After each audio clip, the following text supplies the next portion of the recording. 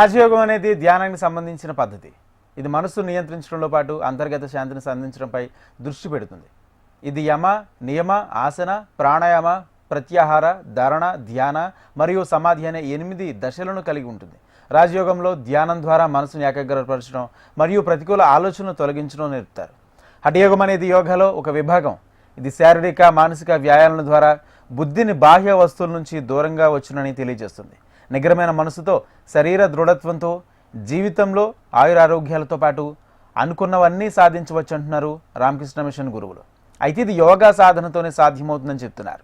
అన్ని రకాల యోగాభ్యాసాలను ఆచరణలో పెడితే సాధ్యం కానిది లేదంటున్న రామకృష్ణ మిషన్ గురువులతో మా ప్రతినిధి హరికిషన్ ఫేస్ టు ఫేస్.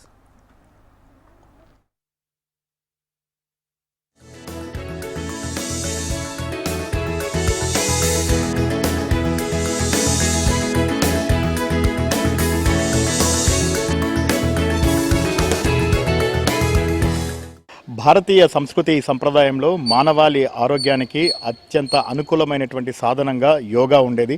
అయితే మారుతున్న కాలానికి అనుగుణంగా యోగా కూడా అంతరించిపోయింది. ప్రస్తుతం కేంద్ర రాష్ట్ర ప్రభుత్వాలు యోగాపై పూర్తి స్థాయిలో దృష్టి సాధించాయి. ఈ నేపథ్యంలోనే గత 10 సంవత్సరాల నుంచి కూడా యోగాను పూర్వ వైభవం తెచ్చేందుకు ప్రత్యేక ప్రయత్నాలు చేస్తున్నాయి. అసలు యోగా అంటే ఏంటి? యోగా చేయడం వల్ల ఎటువంటి ఫలితాలు కలుగుతాయి? ఒకసారి తెలుసుకునే ప్రయత్నం చేద్దాం. రామకృష్ణ మిషన్ సంబంధించినటువంటి గురువులు మనతో ఉన్నారు. స్వామి, చెప్పండి, అసలు యోగా అంటే ఏంటి? మనల్ని మనం భగవంతుడితో, పరమసత్యంతో అనుసంధానించుకోవటం. అయితే దాన్ని చేసుకోవటానికి, అంటే మనల్ని భగవంతుడితో అనుసంధానం చేసుకోవటానికి మనకి శరీరం సహకరించాలి. శరీర మాధ్యం కలు ధర్మ సాధనం అంటారు. మనం యోగాభ్యాసం చేయటానికి, దానికి తపస్సు చేయటానికి శక్తి కావాలి. మన ఋషులు మునులు ఏం చేశారంటే, ఇప్పుడు మనం ఒక ఇల్లు కట్టామనుకోండి, ఏం చేస్తాం? ఫౌండేషన్ చూసుకుంటాం. ఆ పునాది కనుక దృఢంగా లేదనుకోండి, అది మనం పెద్ద స్ట్రక్చర్ కట్టామనుకోండి, మహాసౌధం కట్టామనుకోండి, అది కూలిపోద్ది. అందుకని తపస్సు చేయడానికి చాలా శక్తి కావాలి. మనకు ఉపనిషత్తులు ఏమంటున్నాయంటే, నాయమాత్మ బలహీనైన లభ్య. ఈ ఆత్మ అనేటువంటిది, ఈ సత్యం అనేటువంటిది, భగవంతుడు అనేటువంటి వాడు బలహీనుడి చేత తెలుసుకోబడడు. ఈ సత్యాన్ని తెలుసుకోవాలంటే చాలా శక్తి కావాలి. అంటే చాలా భౌతికమైనటువంటి శక్తి కాదు, శారీరక బలం కాదు, అక్కడ బుద్ధి బలం, ఆత్మబలం కూడా కావాలి. సో ముఖ్యంగా శరీరం అయినటువంటిది ఉపకరణం. ఈ ఉపకరణాన్ని ఉపయోగించుకొని మనం ఒకటి రాకెట్ ఉందనుకోండి, అక్కడ శాటిలైట్ అందులో ప్రవేశపెట్టాలంటే రాకెట్ అనేటువంటిది లాంచర్. ఆ రాకెట్ ద్వారా వాళ్ళు అక్కడ లాంచ్ చేస్తారు. అదేవిధంగా మనం ఈ శరీరం అనేటువంటి దాని ఉపకరణాన్ని దాన్ని ఆధారంగా చేసుకొని మనం భగవంతుడి వైపుకి ప్రయాణం చేస్తాం. భగవంతుడితో మెర్జ్ అవ్వాలి, భగవంతుడితో కలవాలి, ఐక్యం అవ్వాలి. దానికి శరీరం సహకరించాలి, అది ఆరోగ్యంగా ఉండాలి. అందుకని మన వాళ్ళు ఏం చేశారంటే, ఈ ఆసనాలన్నింటినీ కనుక్కున్నారు. శరీరం అనేటువంటిది, ఉపకరణం అనేటువంటిది ముందు బేసిక్ ఇన్స్ట్రుమెంట్, అది దృఢంగా ఉండాలి కాబట్టి కనుక్కొని దీన్ని హఠయోగం అంటారు. బేసికల్లీ ఇప్పుడు మనకి యోగా అనగానే గుర్తొచ్చేది యోగా ఆసనాలు. ఎందుకంటే అందరికీ ఉన్న అవగాహన అంటే మంచి ఆరోగ్యం కోసం. మామూలుగా అయితే 60-70 సంవత్సరాలు బ్రతుకుతాం, యోగాసనాలు వేసుకుని 80 బ్రతుకుతాం, లేకపోతే 90 బ్రతుకుతాం. కానీ ఒకరోజు చనిపోవాలి కదా, మన వాళ్ళు ఎందుకు కనుక్కున్నారంటే, ఈ హఠయోగాని శరీరం అనేటువంటిది ఉపకరణాన్ని దృఢంగా ఉంటేనే, ఒక శక్తివంతమైనటువంటి పరికరం ఉంటేనే దాన్ని ఉపయోగించుకొని నేను భగవంతుడి వైపు ప్రయాణం చేయగలను. ఆ తపస్సు చేయడానికి శక్తి కావాలి. ఇప్పుడు ఒక గంట సేపు ధ్యానం చేయాలనుకోండి, నిశ్చలంగా కూర్చోవాలంటే చాలా శక్తి కావాలి. ఒక పోస్చర్ అందుకని ప్రాక్టీస్ చేయిస్తారు. సుఖాసనము, తర్వాత రకరకాల ఆసనాలు చేయించేది అందుకనే.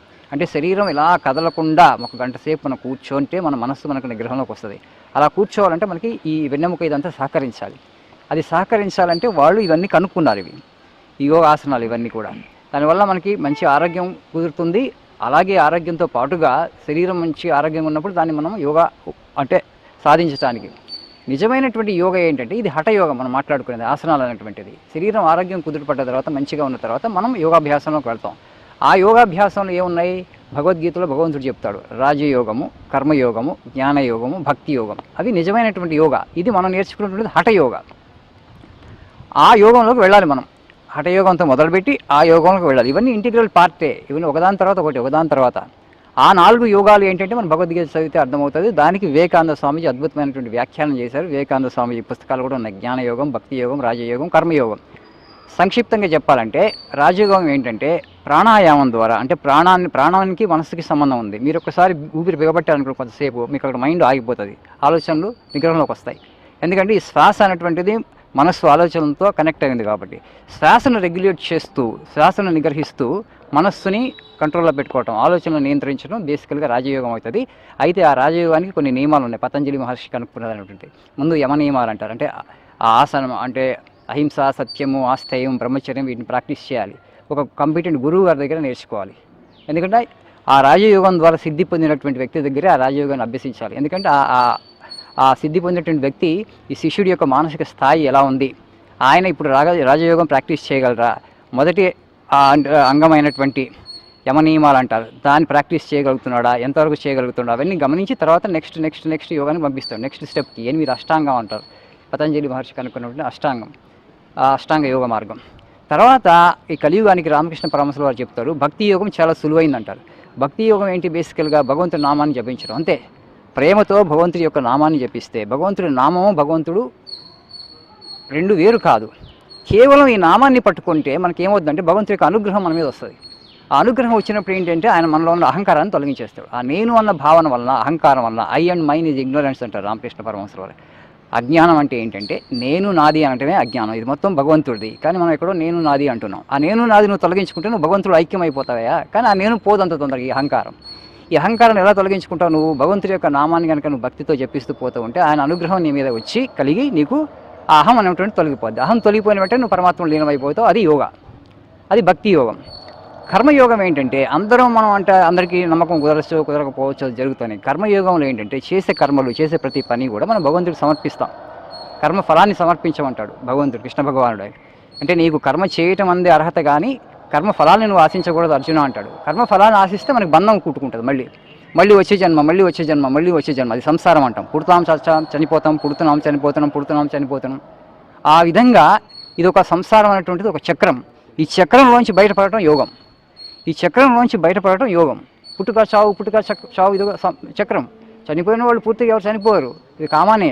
Death is only comma. మళ్ళీ పుడతాడు మనిషి, మళ్ళీ చనిపోతాడు, మళ్ళీ పుడతాడు, మళ్ళీ చెడిపోతాడు. ఈ చక్రం నుంచి బయటపడితే అక్కడ ముక్తి మనకి. దాన్ని కైవల్యం అంటాం, నిర్వాణం అంటాం, భగవత్ సాయుధ్యం, భగవంతుడు ఐక్యం అవటం అంటాం. అది స్థితి ఒకటి. బుద్ధుడు నిర్వాణాన్ని పొందాడంటే ఆ స్థితిని పొందాడు, ఆ పరమపదాన్ని పొందాడు. ఆ పరమపదాన్ని చేరుకోవడం యోగ లక్ష్యం. సో ఇది భక్తి యోగం. తర్వాత కర్మయోగంలో ఏంటంటే చేసే కర్మల్ని భగవంతుడికి సమర్పిస్తాం. నిస్సంగ బుద్ధితో కర్మలు చేస్తాం. అంటే ఫలాపేక్ష లేకుండా కర్మని చేస్తే అది కర్మయోగం అయిపోతుంది. దాని ద్వారా కూడా భగవంతుని చేరుకుంటాం. అది యోగమే. భగవంతుడి నామాన్ని భక్తితో జపిస్తే అహంకారం తొలగిపోతుంది.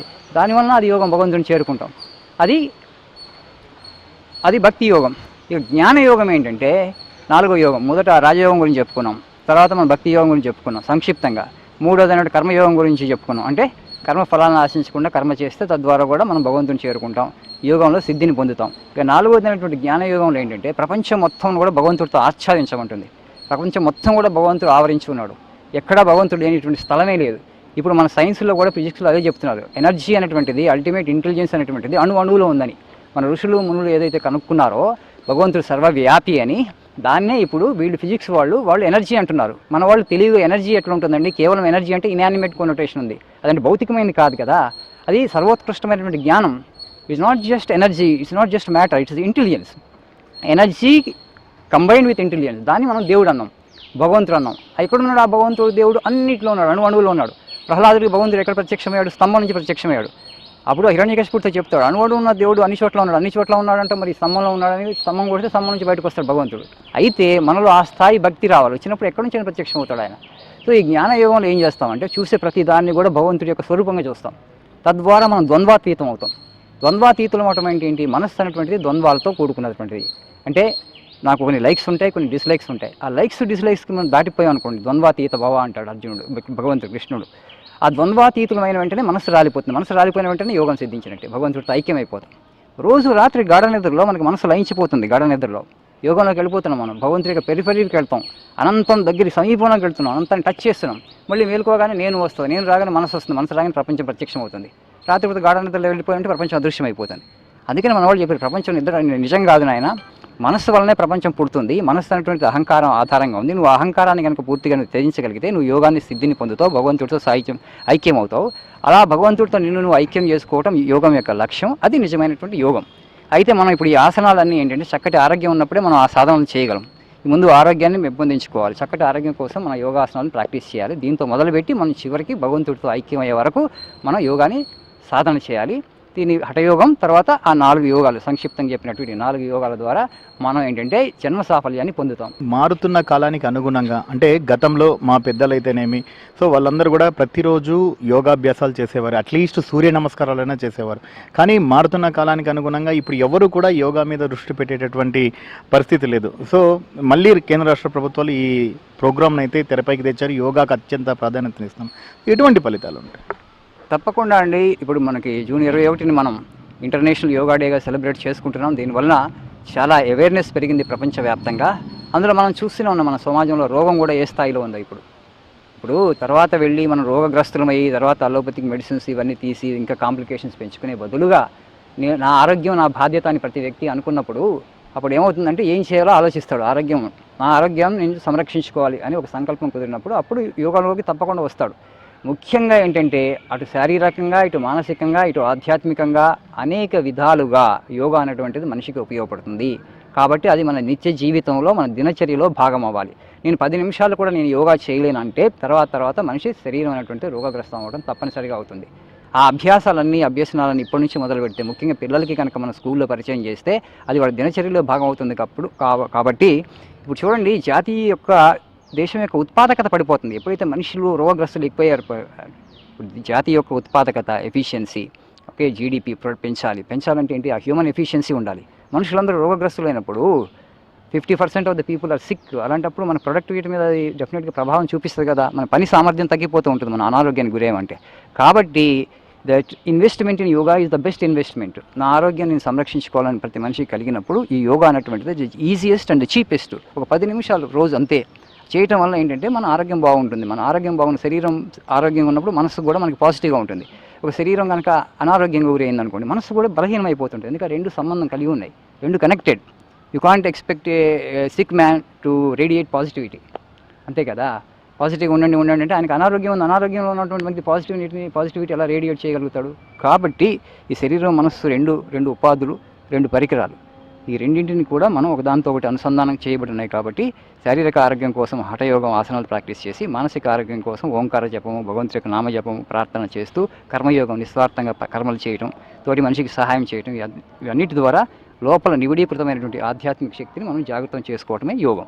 ఈ హఠయోగంలో మొత్తం ఈ అభ్యాసానికి సంబంధించి ఎన్ని రకాల ఆసనాలు ఉంటాయి? ముఖ్యంగా ఏ ఆసనాలు అంటే ప్రతిరోజు అన్నీ వేయాలంటే కుదరనటువంటి పరిస్థితి, ఎందుకంటే యాంత్రిక జీవనం, ఉరుకుల పరుకుల జీవితం. సో ఏవే ఆసనాలు వేస్తే బాగుంటుందంటారు? దానికి పుస్తకం ఉందండి, చిన్న లిటరేచర్ ఇస్ అవైలబుల్. అంటే ఏ ఆసనాలు ఏ వ్యక్తికి సూట్ అవుతాయి అనేటువంటిది మనం ఒక యోగా ఇన్స్ట్రక్టర్ నుంచి నేర్చుకుంటే మంచిది. ఆ వ్యక్తి యొక్క ఆరోగ్యాన్ని కండిషన్ చెప్పి మీకు ఈ యోగం అంటే ఈ ఆసనం సూట్ అవుతుంది, ఈ ఆసనం సూట్ కాదా అని చెప్తాడు. అన్ని కొన్ని డిఫికల్ట్ ఆసనాస్ ఉన్నాయి. మనంతటికి మనం ప్రాక్టీస్ చేయకుండా ఒక యోగా ఇన్స్ట్రక్టర్ ద్వారా నేర్చుకుంటే మనకి ఈజీ అయిపోతుంది. ఇక సుఖాసనం అన్నారు, అవన్నీ ఈజీ, ఎవరైనా వేయచ్చు. అందులో పెద్ద ఆసనం లేదు, మన పోస్చరే ఒక ఆసనం అయిపోతుంది, మన కూర్చునే విధానమే ఒక ఆసనం అయిపోతుంది. సో ఈ విధంగా మనం వాళ్ళ దగ్గర నుంచి నేర్చుకోవచ్చు. చక్కటి సాహిత్యం కూడా మనకి మార్కెట్లో అందుబాటులో ఉంది. దాని గురించి అది తెలుసుకుందాం. ఇప్పుడు రామకృష్ణ పరమహంస గారు యోగాలో ఎటువంటివి సిద్ధించారు? ఆయన శిష్యులకు ఏమి ప్రబోధించేవారు? ఆయన నేర్పినటువంటి యోగం అంతా ఇదండి. నిజంగా ఈ రాజయోగము, భక్తి యోగము, కర్మయోగము, జ్ఞానయోగం అన్నింటినీ సమపాళలో మేళవించి ప్రాక్టీస్ చేసి ఆయన భగవంతుడిలో ఐక్యమయ్యారు, భగవంతుడిని తెలుసుకున్నారు, పొందారు. దాన్నే మిగతా వాళ్ళకి చెప్పారు. అయితే ఆయన చెప్పింది ఏంటంటే ఈ కలియుగానికి మనిషికి మీరు ఇందాక అన్నట్లు ఉరుకులు పరుగుల జీవితము, తీరుబడి లేని జీవితము కదా, ఈ రాజయోగము కర్మయోగాలు ఇవన్నీ కష్టమవుతాయా? తేలిగైనటువంటి యోగం అంటే నారదీయ భక్తి. ఆ నారదీయ భక్తులు ఏం చెప్తారంటే భగవంతుడి నామాన్ని రోజు ప్రేమతో జపించు. తద్వారా ఏమవుతుందో అంటారు చాలామందికి. నమ్మకం కుదరదు, విశ్వాసం ఉండదు. కానీ అంత ఫలితం ఉంటుందా, అంత మహిమ కలిగిందా భగవంతుడి నామం అంటే? అంత మహిమ కలిగి ఉంది. God and his name or one and the same. భగవంతుడు ఆయన పేరు ఒకటే. ఆయన పేరు ఉచ్చరించిన వెంటనే ఏ శక్తి అయితే ఈ సృష్టిని మొత్తం సృష్టించిందో ఆ శక్తి యొక్క దృష్టిని నువ్వు ఆకర్షిస్తున్నావు. ఆయన అనుగ్రహం నీకు సంప్రాప్తం అవుతుంది. ఆ అనుగ్రహం ద్వారా నువ్వు సర్వాన్ని సాధిస్తావు. ఎందుకంటే ఆ భగవంతుడి నామాన్ని జపించడం ద్వారా ఆయన అహంకారాన్ని తీసేస్తూ ఉంటాడు. తీసేస్తున్న కొద్దీ మనం భగవంతుడికి దగ్గర అవుతూ ఉంటాం, పరమశక్తికి దగ్గర అవుతూ ఉంటాం. కాకపోతే కలియుగంలో సమస్య ఏంటంటే మనకు ఆ నమ్మకం, విశ్వాసం ఏర్పడదు. అది విశ్వాసానికి సంబంధించింది కాదు, అది ఒక విజ్ఞానం. మన వాళ్ళు స్పష్టంగా చెప్పారు, నువ్వు చేసి చూడు, సాధన చేయి కొన్ని రోజులు, తర్వాత నీకే అర్థమవుతుందని చెప్పి. సులభమైనటువంటి సాధన. ఏ నామమైనా నీకు తోచిన విధంగా భగవంతుడికి అనేక నామాలు ఉన్నాయి. అనేక నామాలతో, అనేక పేర్లతో మనం భగవంతుడిని పిలవచ్చు. ఈ పేరుతో పిలవమని ఆయన కండిషన్ పెట్టలేదు. కాబట్టి ఇది భక్తి యోగం కలియుగానికి. ముఖ్యంగా రామకృష్ణ పరమహంస గారు బోధించింది ఏంటంటే భక్తి యోగం. యోగా ఆసనాలు అనేది కూడా భారతదేశానికి సొంతమా? విశ్వ గురువుగా యోగా ఆచరణలో భారతదేశం ఆవిర్భవిస్తుందంటంలో ఎంతవరకు వాస్తవం ఉంది? ఇప్పుడు మనకి ఫిజిక్స్లో న్యూటన్స్ లా ఉందండి. న్యూటన్ ఆయన బ్రిటిష్ ఆయన కాబట్టి ఆ న్యూటన్స్ లా బ్రిటిష్ అంటే ఇంగ్లాండ్కి చెందుతుంది అంటాం అనం కదా. అది universal law. He discovered, British man discovered universal law. అదేవిధంగా మన ఋషులు ఆ యూనివర్సల్ సత్యాలని, శాశ్వత సత్యాలని కొన్నింటిని కనుక్కున్నారు. అది ఇక్కడ పుట్టింది కాబట్టి హిందువులకే చెందుతుంది, భారతదేశానికి చెందుతుంది కాదు. అది మొత్తం విశ్వ మానవాళికి ఆ విజ్ఞానం వెళ్ళాలి, తద్వారా విశ్వ మానవాళి ప్రయోజనాన్ని పొందుతుంది. ఆ విషయంలో మనం భారతదేశం నుంచి పుట్టింది కాబట్టి మనం విశ్వవ్యాప్తం చేయాలి. అది మన మీద ఉన్నటువంటి బాధ్యత, అది భగవంతుడు మనకి ఇచ్చినటువంటి బాధ్యత. సో చివరిగా చెప్పండి, యోగాకు సంబంధించి ప్రజలకు ఏం చెప్తారు, ప్రతినిత్యం ఏం చేయాలంటారు? మనందరం ఇప్పుడు సమాజంలో చూస్తూనే ఉన్నాం. అనారోగ్యం ఏ విధంగా ఉంది భారతదేశంలో. యోగా పుట్టిన భూమిలో ఇంత అనారోగ్యం ఉందంటే మనం ఎక్కడో తప్పు జరిగింది, పొరపాటు జరిగింది. ఆ జరిగిన పొరపాటు ఏంటంటే ఇది హిందూ మతానికి సంబంధించింది, ఒక మతానికి సంబంధించినటువంటి సంకుచితమైనటువంటి అవగాహన, భావన వలన దాన్ని మనం విశ్వజనీనం చేయలేకపోయాం. అంటే స్కూల్లో, కాలేజీలో ప్రవేశపెట్టి మన పిల్లలకి, యువతకి ఒక 3 తరాల వరకు అందించకపోయేసరికి మీరు ఇందాక అడుగుతున్నారు ఏ ఆసనాలు వేయాలి, ఏ ఆసనాలు అంటే మనకు ఆ జ్ఞానం లేకుండా పోయింది. దానికి సంబంధించిన పరిజ్ఞానం మన దగ్గర లేదు, అక్కడ పుస్తకాల్లో మిగిలిపోయింది అది. కాబట్టి దాన్ని విశ్వజనీనం చేయాల్సినటువంటి అవసరం చాలా ఉంది. ఇప్పుడు అన్నీ కూడా ముఖ్యంగా ఇక్కడ యోగాంధ్ర కార్యక్రమం చేయడం అనేటువంటి హర్షణీయం. ప్రధానమంత్రి గారు జూన్ 21ని అంటే ఇంటర్నేషనల్ యోగా డేగా డిక్లేర్ చేసిన తర్వాత ప్రపంచవ్యాప్తంగా యోగాకి సంబంధించి చాలా అవగాహన పెరిగింది. ఇప్పుడు తర్వాత అసలు నిజమైనటువంటి యోగా అంటే ఏంటి, జ్ఞానయోగం ఏంటి, కర్మయోగం ఏంటి, భక్తి యోగం ఏంటి, రాజయోగం ఏంటి, ఇంటర్నెట్లో వాళ్ళు సెర్చ్ చేస్తున్నారు, వేదాంతానికి వస్తున్నారు. భారతీయ ఆధ్యాత్మిక జ్ఞానం ఇప్పుడు విశ్వవ్యాప్తం అవుతుంది. అది చాలా శుభ పరిణామం. భారతదేశం విశ్వగురు కాబోతుంది, ఇప్పటికే అయి ఉంది నా ఉద్దేశంలో. ధన్యవాదాలు స్వామి. సో ప్రస్తుతం ఉన్నటువంటి నేపథ్యంలో భారతదేశానికి యోగా ఆచరణలో భారతదేశం ప్రపంచానికే యోగా ఆచరణలో విశ్వగురువుగా మారుతోందంటంలో ఎటువంటి అతిశయోక్తి లేదు. అయితే ఇది కేవలం కొందరి సంకుచిత మనస్తత్వంతో కొందరికి మాత్రమే పరిమితమైందని, ఇకపై కులాలకు, మతాలకు అతీతంగా చిన్నప్పటి నుంచే యోగా అభ్యాసం చేస్తే ఖచ్చితంగా ప్రతి ఒక్కరు కూడా ఆరోగ్యాలతో దేశం కూడా సుసంపన్నం వైపు అడుగులు వేస్తోంది, అభివృద్ధి వైపు అడుగులు వేస్తుండడంలో ఎటువంటి అతిశయోక్తి లేదంటున్నారు రామకృష్ణ మిషన్కి సంబంధించినటువంటి గురువులు. కెమెరామెన్ హరీష్తో హరికిషన్, ఏషియన్ టీవీ, అమరావతి.